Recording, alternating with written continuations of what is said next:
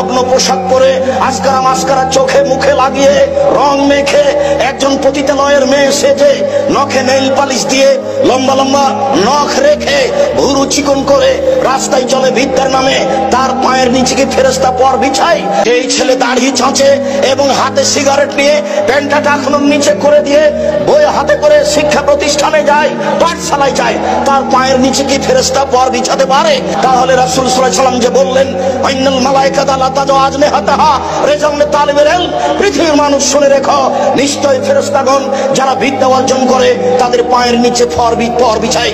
তাহলে সেই বিদ্যা কোন বিদ্যা? শুধু তাই নয়, মুহাম্মদ সাল্লাল্লাহু আলাইহি ওয়াসাল্লাম আরো বলেন, মনে রাখো পৃথিবীর মানুষ ইন্নাল আলিম ইস্তাগফির লাহু মান ফিস সামাওয়াতি ওয়া মান ফিল আরদি ওয়া হিদান ফি জাওফিল মায়ে, যারা বিদ্যা অর্জন করে তাদের জন্য ক্ষমা চাই যা কিছু আকাশে আসে, তাদের জন্য ক্ষমা চাই যা কিছু জমিনে আছে, তাদের জন্য ক্ষমা চাই গর্তের মধ্যে পিপিলিকা, তাদের জন্য ক্ষমা চাই পানির মধ্যে মাছ, সারা পৃথিবীর জীবজন্তু কীট পতঙ্গ পদার্থ জড় পদার্থ যা কিছু পৃথিবীতে আছে সবকিছুই সেই বিদ্যা চর্চাকারীর জন্য আল্লাহর দরবারে প্রার্থনা করে, আল্লাহ তুমি তাকে ক্ষমা করো। তাহলে সেই বিদ্যা কোন বিদ্যা?